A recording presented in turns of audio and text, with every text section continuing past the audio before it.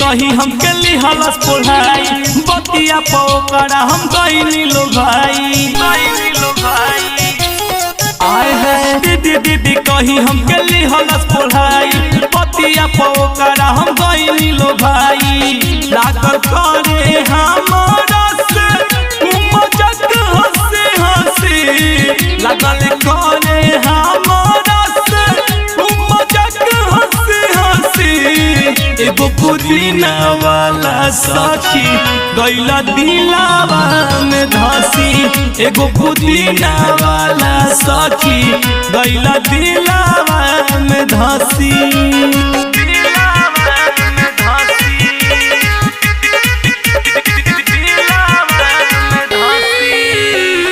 recording studio लामारी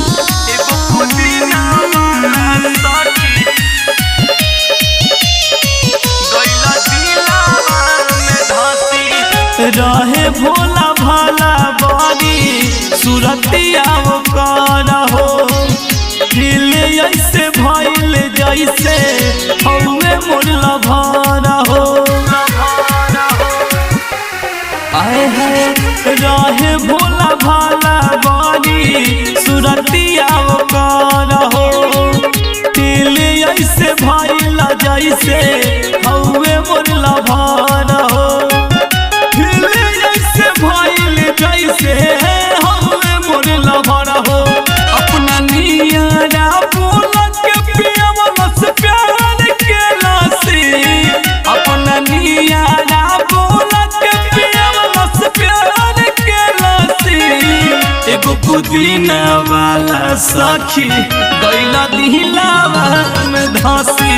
एगो पुदीना वाला सखी गईला दिलावा में धसी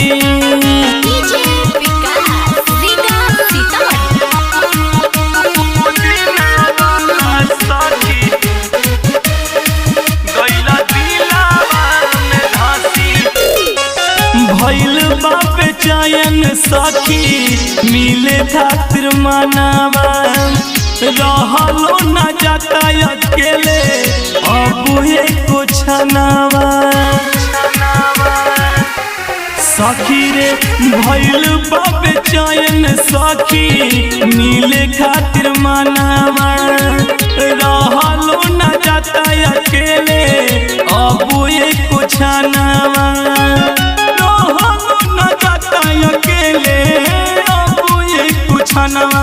छोरानी सोनू के अपयामी कैसे गईले हम फांसी छोरानी सोनू के अपयामी कैसे गईले हम फांसी एगो पुदीना वाला सखी गईला दिलावा में धसी एगो पुदीना वाला सखी गईला दिलावा में धसी